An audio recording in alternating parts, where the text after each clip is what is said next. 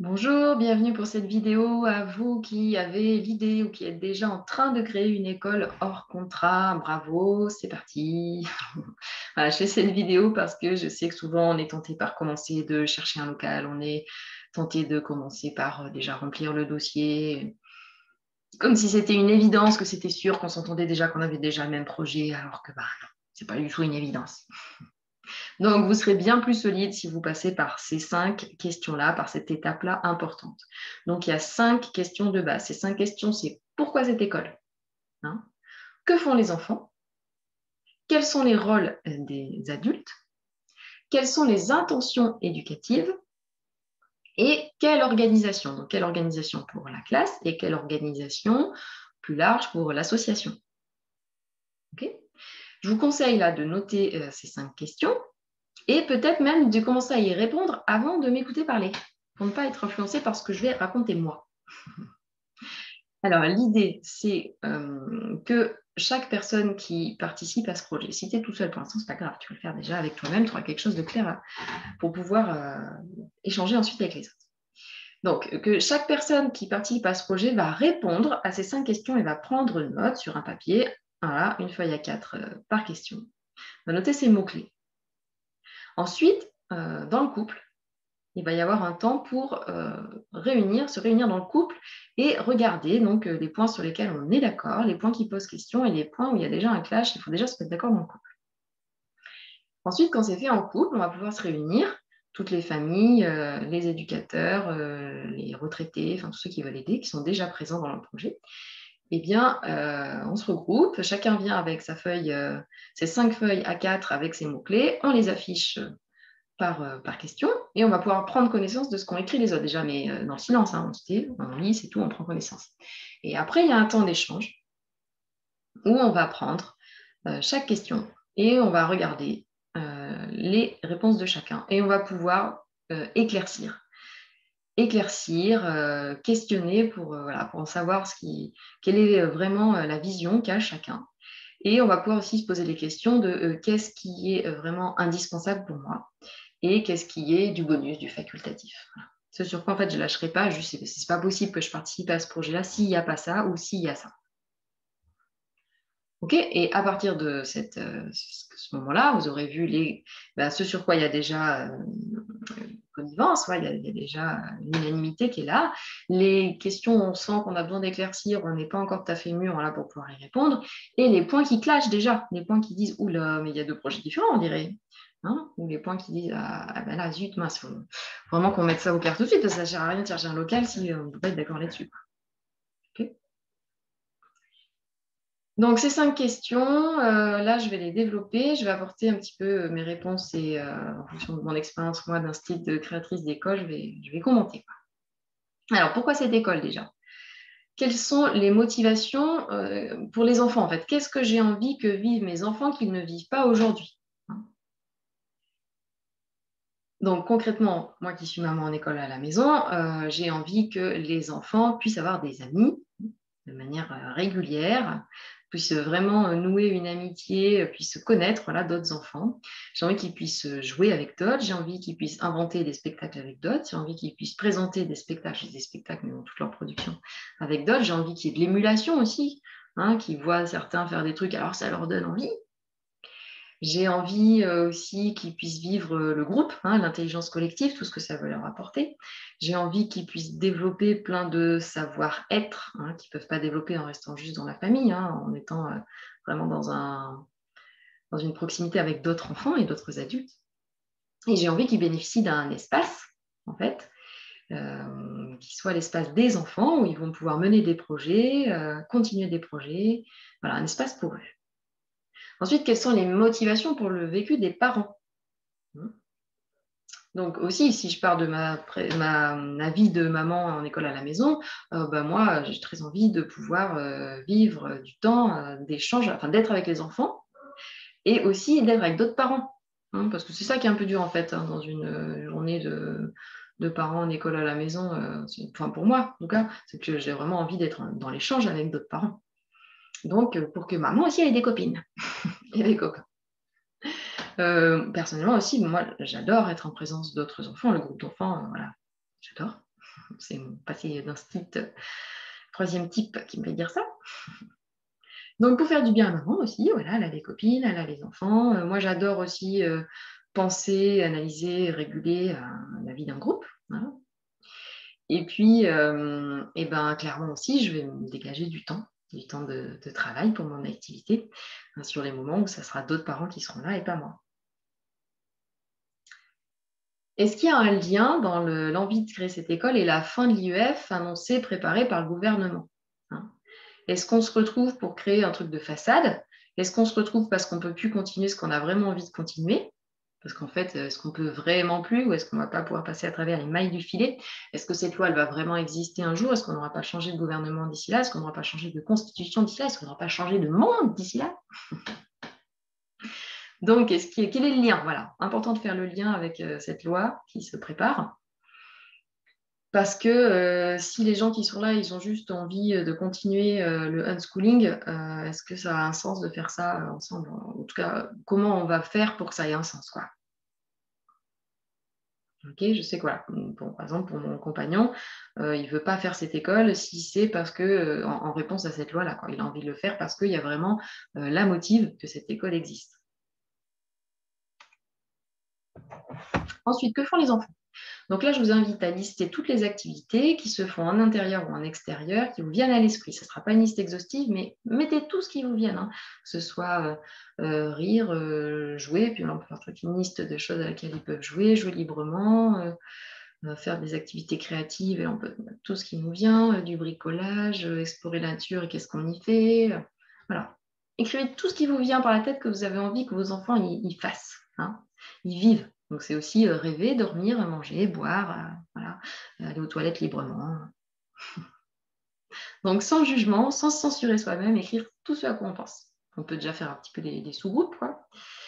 Voilà. Et dans tout ça, quelle est la place pour les écrans? Est-ce que vous avez envie que les enfants aient accès aux écrans? Et dans quelles conditions? Pour y faire quoi?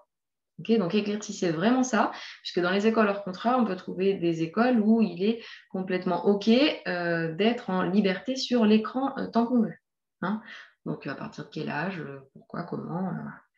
Il y a aussi d'autres écoles qui vont être complètement axées 100% nature et il n'y aura pas un seul écran. Donc, ce groupe-là que vous formez, vous, quelle place vous donnez pour les écrans? Okay. Et aussi les écrans pour les adultes, en fait. Parce que les adultes qui sont là, qu'est-ce qu'ils font aussi avec l'écran? Et aussi l'écran dans le lien à l'extérieur. Est-ce que c'est OK de faire un blog privé ou pas privé ou public, hein, pour être en lien avec l'extérieur? Et ça aussi.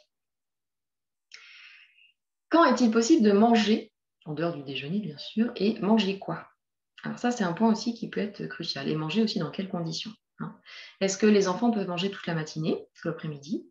Est-ce qu'il y a des moments pour manger? Est-ce qu'ils peuvent manger tout ce qu'ils veulent, hein, du bonbon rose fluo ou que des pommes bio locales? Ils peuvent manger des petits gâteaux emballés Captain Choc. Je ne sais pas si c'est ça encore. Ce qui peut venir avec le reste de petit déjeuner sous le coude. Par exemple, moi, je mange à 10h. Donc à 10h, je me fais ma petite tambouille de fruits et de spiruline. Et voilà. Et je continue à le faire.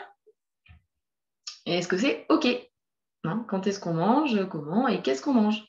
Est-ce que je me force à dire non, c'est bon, on peut manger des bonbons, on peut manger des chewing-gums, non, c'est bon, allez, on peut manger des trucs indus? Parce qu'en fait, à l'intérieur de moi, c'est bah non, en fait, on va manger des fruits et des légumes bio, quoi. Donc, dites la vérité. Qu'est-ce que vous avez envie que vos enfants y mangent? Et ils vont voir les autres manger. Et on sait très bien que quand on voit quelqu'un manger, ça donne envie de manger. Souvent. OK? Ensuite, quelles sont les intentions éducatives, hein? Donc, toutes ces phrases qui commencent par « Je souhaite que mes enfants développent la capacité de »,« Je souhaite que mes enfants développent l'envie de »,« Je souhaite que mes enfants acquièrent des connaissances sur ». Voilà, alors cette question, je ne l'avais pas posée, moi, lors de la première école en contrat, la première année. La deuxième année, je l'ai posée. C'est Bernard Collot qui m'a fait tilter là-dessus. Il m'a dit « Non, demande-leur vraiment quelles sont leurs attentes, en fait, hein ». Il y en a plein qui n'ont pas su me dire. Gros piège. Il y en a qui font croire qu'ils n'en ont pas. C'est pas vrai. Ça n'existe pas. Des parents qui n'ont pas d'intention éducative, hein, parce que même si vous dites « j'en ai pas », vous cachez des trucs derrière votre « j'en ai pas ». Donc, ça n'existe pas une absence d'intention éducative. OK ? Donc, quelles sont vos intentions éducatives puisque vous en avez forcément? Qu'est-ce que vous voulez que vos enfants y développent, hein? Est-ce que c'est la volonté, la persévérance, la patience, la créativité, l'imagination, la concentration, l'attention, la capacité de faire des synthèses, de rechercher des informations?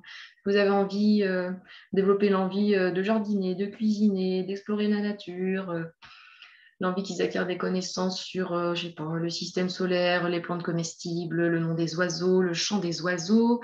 Voilà. Bref, il y a tellement de choses, mais écrivez tout ce qui vous vient en fait. Qu'est-ce que vous avez envie vraiment que vos enfants y développent?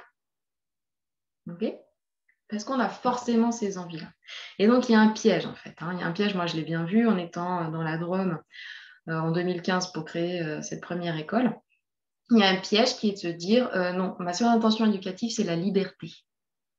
Bip, bip, attention, attention, gros feu rouge, un frein de 4 fers, attention au problème.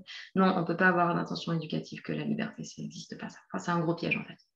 On passe dans l'utopie, on est dans la réaction. Voilà. Donc l'école actuelle, c'est ça, on fait que ça, tu n'es qu'un petit vélo dans ta tête pour faire 2 heures de sport, oui, puis faire un dessin dans la semaine.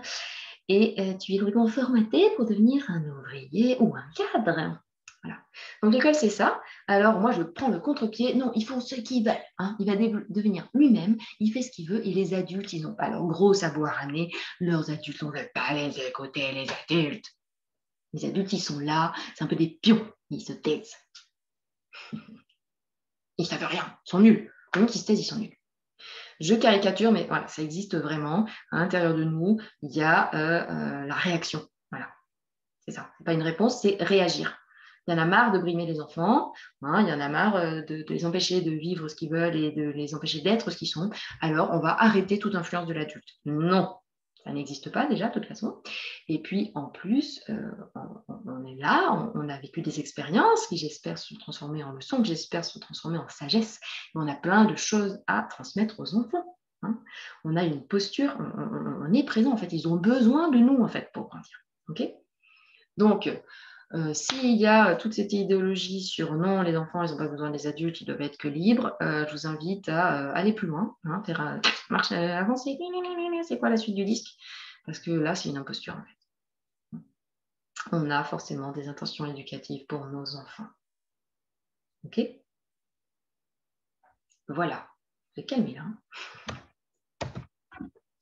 Ensuite, quel rôle et qualité? Alors, il faudrait quelle qualité? Donc, oui, non, c'est bien ça. Ouais, bon, je réfléchis à la grammaire, pas de souci. Quel rôle et qualité pour les adultes présents et tous les participants au projet? Voilà. Donc, il y a un petit peu de choses différentes, quoi, aussi. Voilà. Ceux qui sont présents avec les enfants, les adultes qui vont être présents, hein. Quels vont être leurs différents rôles? Et donc, quelles sont les qualités nécessaires pour ça? Vous pouvez regarder mes vidéos gratuites sur ma chaîne YouTube sur tous les pièges sur ce chemin-là, d'accompagnement. Donc, qu'est-ce qu'il y a comme rôle, hein? Donc, il y a le rôle d'aménager un espace, d'aménager le temps. Il y a le rôle, pour moi, le rôle, c'est un rôle de guide, en fait, un guide confiant qui va pouvoir faire en sorte que l'ambiance soit sereine, que les enfants se sentent en sécurité et que ce soit une ambiance propice pour développer les apprentissages. Donc ça se passe sur différents plans. Voilà, sur le plan physique, il faut aménager un truc joli, efficace, voilà, où on peut ranger des choses, les retrouver, s'y retrouver, que ça puisse circuler, chacun puisse avoir son espace pour ranger ses affaires. Voilà. Donc il y a vraiment cette ingénierie-là d'aménagement d'un espace et de l'aménagement du temps aussi. Et il y a aussi donc un rôle de guidance, hein, auprès de l'enfant. Donc guidance dans ses activités, guidance dans sa vie émotionnelle. OK ? Bon, ça peut être très long, je ne vais pas vous dire tout ce que j'ai écrit. Enfin, si, je pourrais vous l'envoyer après. D'ailleurs, tout ce que j'ai écrit, il n'y a pas de problème. Mais voilà, réfléchissez-vous, en fait, qu'est-ce qu'il incarne, en fait, cet adulte? Est-ce qu'il a besoin d'être patient, d'être serein? Est-ce qu'il a besoin de savoir retrouver son calme facilement? Est-ce qu'il a besoin d'être joueur, d'avoir de l'humour? On met tout, hein, on met tout là, parce que là, on est là pour le rêver, hein. Donc, on ne va pas déjà commencer à se censurer. On met tout. Est-ce qu'il est doux? Est-ce qu'il est à l'écoute? Est-ce qu'il doit savoir... Est-ce qu'il doit savoir réguler aussi les conflits entre enfants? Voilà, c'est une question intéressante à se poser, ça. Quel est le rôle de l'adulte au niveau des conflits entre les enfants? Quel est le rôle de l'adulte avec les enfants qui ne voudraient rien faire, hein? Est-ce que l'adulte, il propose? Est-ce qu'il encourage? Est-ce qu'il impose, hein? Et s'il impose, comment il fait? Comment il s'y prend pour imposer? Et qu'est-ce qu'il impose? On peut aussi poser cette question-là avec ceux qui seront amenés à venir occasionnellement. On n'est pas obligé de se la poser tout de suite, mais il faudra se la poser aussi plus tard. Parce que voilà, si on veut que ce soit un vrai espace de vie, eh ben, il y aura peut-être la voisine retraitée qui va venir, les grands-parents.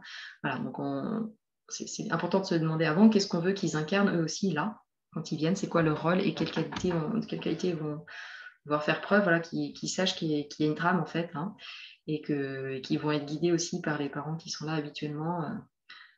Dans leur présence, quoi. Tu auras un retour de fait, un échange là-dessus. Après, il y a quel rôle et quelle qualité pour tous les parents qui participent au projet, parce que tous ne vont pas forcément être présents avec les enfants, hein, mais ceux qui sont là, autour de la table, avec qui on fait le projet, qu'est-ce qu'on attend en fait, hein? Est-ce qu'il y a des attentes au niveau de la qualité de la communication? Est-ce qu'il y a des attentes au niveau de la capacité à exprimer ce que l'on vit vraiment, hein? Est-ce qu'il y a une attente au niveau de l'expression de ses émotions, hein? Est-ce que c'est possible d'exprimer sa colère? Comment ça se passe? Comment on exprime quand on n'est pas d'accord? Est-ce qu'il y a une attente, est-ce qu'il y a des rôles forcément qui sont obligatoires, hein, comme faire le ménage, je ne sais pas, faire les comptes aussi. Voilà. Quels sont les différents rôles qui sont incarnés pour qu'il fonctionne, hein, ce groupe, et quelle qualité? Voilà. Est-ce que c'est OK d'avoir dans le groupe quelqu'un qui râle sur tout et qui dénigre? Ou est-ce que d'entrée de jeu, vous avez dit, en fait, quelqu'un qui ne peut pas s'empêcher de dire du mal des autres, si quand il arrive, il dit déjà du mal sur les personnes qui lui ont vendu sa bagnole, bon, voilà, comment on fait là-dessus, quoi, hein? Après, quelle organisation avec tout ça? Donc, il y a l'organisation globale, hein, quels sont les jours d'ouverture et les heures d'ouverture et quelles sont les semaines de vacances. On n'est pas obligé de se caler sur le programme, le calendrier éducation nationale. Hein, quand on va déposer l'ouverture, on dira quand est-ce qu'on est ouvert. Et si on a quelque chose de vraiment très différent de l'éducation nationale, et il y a des chances que ce soit refusé. Voilà, c'est vraiment très différent. Si c'est un peu différent et que voilà, c'est expliqué et que ça passe bien dans le reste du projet, voilà, il n'y a pas de souci, hein. Vous pouvez très bien décider que les vacances, c'est du 15 juin au 15 août. Allez-y, de toute façon, mettez tout ce que vous avez vraiment envie qu'il existe dans votre dossier, à la limite, même si c'est très différent de ce que propose l'éducation nationale, et vous verrez bien si c'est autorisé ou pas. Voilà. Il ne faudrait peut-être pas les piquer trop non plus en mettant des choses vraiment farfelues. Ensuite, quelle organisation? Donc oui, il va falloir aménager le local, bien sûr. Et ça va avec l'organisation de la classe et de l'équipe permanente. Alors pour moi, l'organisation de la classe, vous pouvez regarder mes vidéos gratuites sur ma chaîne YouTube. Pour moi, c'est une organisation du troisième type, avec les 5 piliers du troisième type, c'est-à-dire un aménagement du local fait avec les ateliers permanents, une réunion de tous les enfants et de l'équipe des adultes qui sont là pour réguler la vie, pour échanger, enfin plein de trucs, j'ai détaillé dans les vidéos. Une communication en interne et une communication avec l'extérieur aussi. Une mise en mémoire de tout ce qui est fait et accessible, cette mise en mémoire dans l'espace. Et puis, des tableaux de bord, voilà, pour suivre tout ce qui se passe. Il y a les vidéos là-dessus, si vous intéresse, je vous donne les références de livres, et puis voilà, j'accompagne les équipes, moi, c'est ce que je préfère en fait, mettre en place une organisation du troisième type avec les 5 piliers, je vous accompagne maintenant. Voilà, donc si ce n'est pas ça que vous avez choisi, vous, comment vous avez prévu que ça se passe, hein? Comment organiser l'espace, comment les enfants choisissent ce qu'ils font, comment on régule la vie du groupe, comment on régule l'organisation dans le temps aussi. Voilà, comment vous avez prévu que soit organisée votre classe? Peut-être que vous avez prévu que ce soit tout en matériel Montessori avec un fonctionnement pur Montessori, c'est possible aussi. Peut-être que vous êtes à fond Steiner, je ne sais pas, peut-être que vous avez fait votre sauce, peut-être que vous êtes à fond école de la nature. En tout cas, elle est bien pensée comment aussi on régule la vie du groupe, hein. Si on ne peut plus faire peinture parce que tous les pinceaux sont sales, à qui s'occupe de ça, hein? Est-ce que c'est juste les adultes? Voilà, comment on fait pour penser ça? Si la classe, je ne sais pas moi, si c'est pas bien aménagé, qu'on n'arrive pas bien à circuler, qui s'occupe de ça? Qui peut en parler? Qui choisit? Si les enfants, comment ils font pour faire parler de leurs projets, hein, et proposer des projets qui vont concerner les autres. Comment on fait pour organiser les projets? Par exemple, on choisit d'aller faire une semaine de camp dans un bois à 20 km. Comment c'est organisé ça? Okay. Le matériel aussi. Hein. Quel est le matériel à disposition? Qui a accès au matériel? Est-ce qu'il y a une réserve? Moi, je conseille vraiment qu'il y ait une réserve au début. Hein. Ne pas rendre tout accessible. Parce que déjà, il va falloir installer plein de choses au début. Hein. Comment on fait? Voilà, c'est bien important de penser le début, parce qu'il y a ce qu'on va se viser à terme, et puis comment on va commencer. Parce qu'au début, il va vraiment falloir installer une ambiance sereine, tranquille, et une ambiance favorable à ce que le groupe, à ce que les enfants ils se sentent bien et que du coup, ils développent tous leurs apprentissages. Voilà, qu'est-ce que je mets en place au début? Important. Et puis la question aussi qu'on peut se poser, hein, si vous êtes un groupe assez nombreux, est-ce que vous allez employer un professionnel ou non? Voilà.